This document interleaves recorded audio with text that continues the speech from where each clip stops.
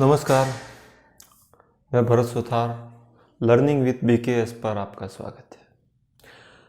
आज का हमारा जो टॉपिक है वो है गुर्जर प्रतिहार। हमने पिछले वीडियो में हमने देखा था कि जो राजपूतों की उत्पत्ति है उनके अंतर्गत ऋषि वशिष्ठ के द्वारा जो आबू में यज्ञ किया गया, इनसे 4 राजपूत जातियों की उत्पत्ति हुई। उसमें से एक प्रमुख जाति है वो गुर्जर प्रतिहार जाति भी है। अब सबसे पहले इनके बारे में बात आती है कि इनकी कुल कितनी शाखाएं थी। तो जहाँ तक इनकी शाखाओं की हम बात करते हैं तो गुर्जर प्रतिहारों की कुल मिलाकर है वह 26 शाखा थी। कुल मिलाकर 26 शाखा थी। अब प्रमुख शाखाओं के अंदर हम बात करते हैं। एक तो मंडोर शाखा थी, भिनमाल शाखा थी, मंडोर शाखा थी, कन्नौज शाखा थी और इस प्रकार से है वो कुल मिलाकर है वो इसमें शाखा है वो लगभग 26 थी। मूडो नैन्सी ने कहा था कि उनकी 26 शाखा है। बात आती है सबसे प्राचीन शाखा की बात आती है तो जो मंडोर शाखा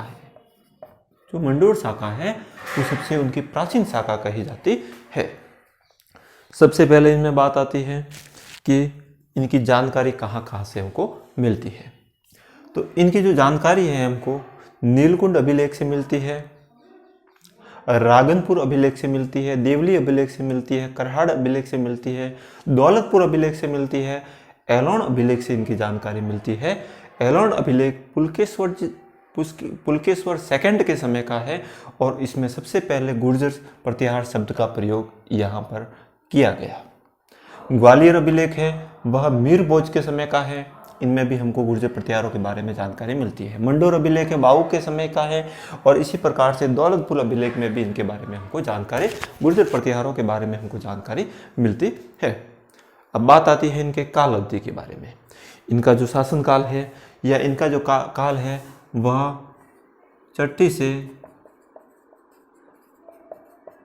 12वीं शताब्दी तक इनका काल माना जाता है। छठी से लगाकर 12वीं शताब्दी के है वो इनका काल माना जाता है। मजूरदास जी ने कहा था, इतिहासकार एक मजूरदास जी है, इन्होंने कहा था कि काल जो गुर्जर प्रतिहार शाखा है उनकी जो काल अवधि है वह छठी शताब्दी से लगाकर 12वीं शताब्दी है वो मानी गई है। अब हम बात करते हैं सबसे प्राचीन शाखा इसके मंडोर शाखा के अंतर्गत। इनके जो आदि पुरुष कहे जाते हैं यानी इसका जो संस्थापक कहे जाते हैं वह हरिश्चंद्र जी को कहा जाता है, मंडोर शाखा के संस्थापक। असल में इसके बाद में है इनकी 2 रानियां थी। एक तो थी ब्राह्मण रानी और एक रानी थी क्षत्रिय रानी जिनका नाम था भद्रा। भद्रा से उनको 4 संतानें हुई। एक संतान का नाम रज्जिल, भोगपट, कद्दक और दह। अब उसमें से जो रज्जिल है, रज्जिल के समय है जिनको पीला पल्ले की उपाधि भी दी गई है और इन्होंने मंडोर की वंशावली है वो रज्जिल से प्रारंभ होती है। तो मंडोर की जो वंशावली है वो रज्जिल से प्रारंभ होती है और इनको पीला पल्ले की उपाधि भी दी गई है रज्जिल को। इसके बाद में आता है प्रमुख शासक के अंतर्गत आते हैं नागभट्ट प्रथम। नागभट्ट प्रथम के बारे में हम देखते हैं तो नागभट्ट प्रथम है वह शासक रज्जिल है उनके पोते थे।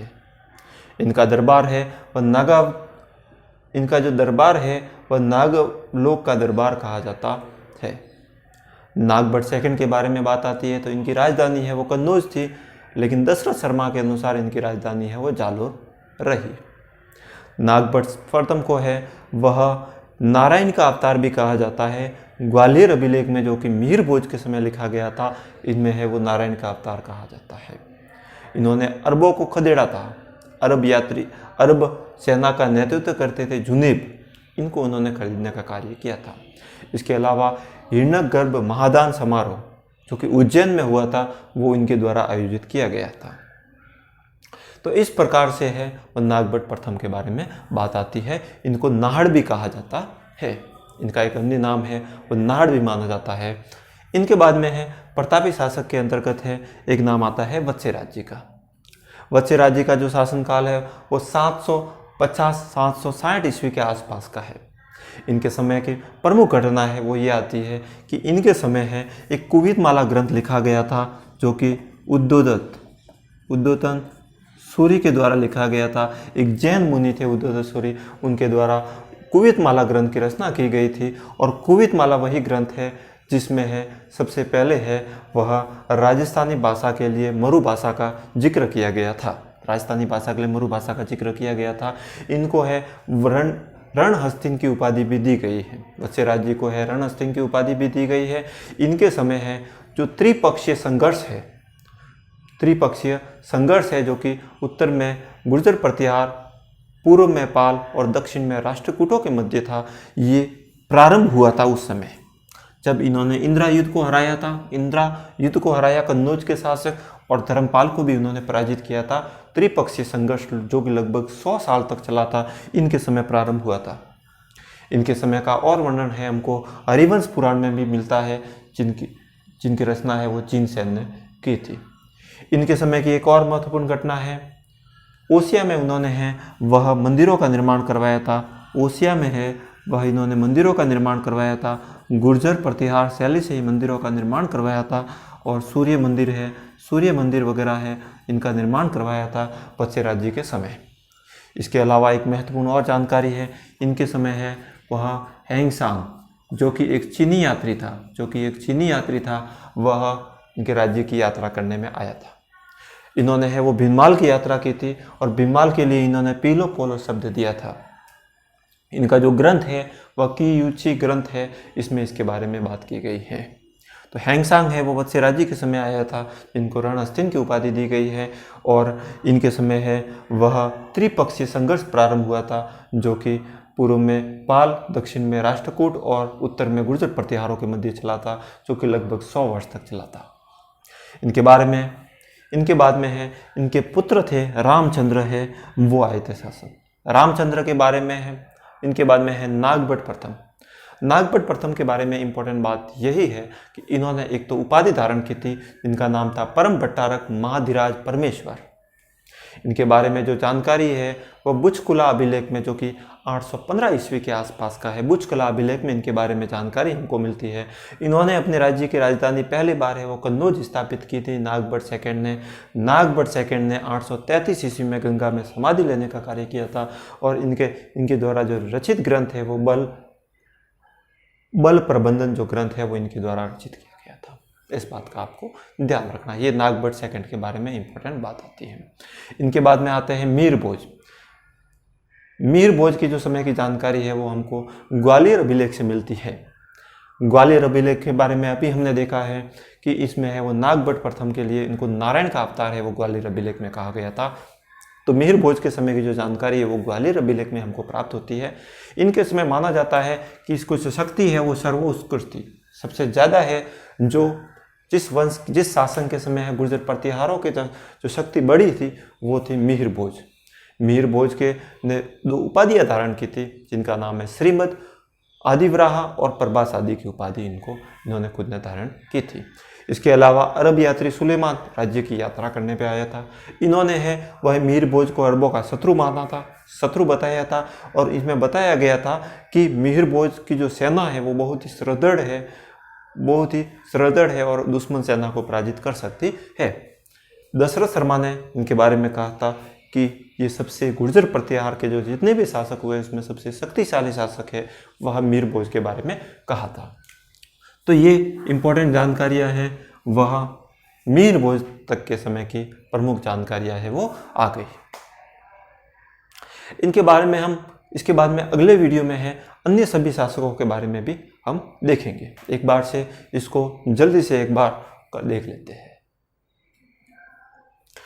सबसे पहले बात आती है कि इनकी उत्पत्ति के बारे में। कुल मिलाकर 26 शाखाएं थी, मूणो नैन्सी ने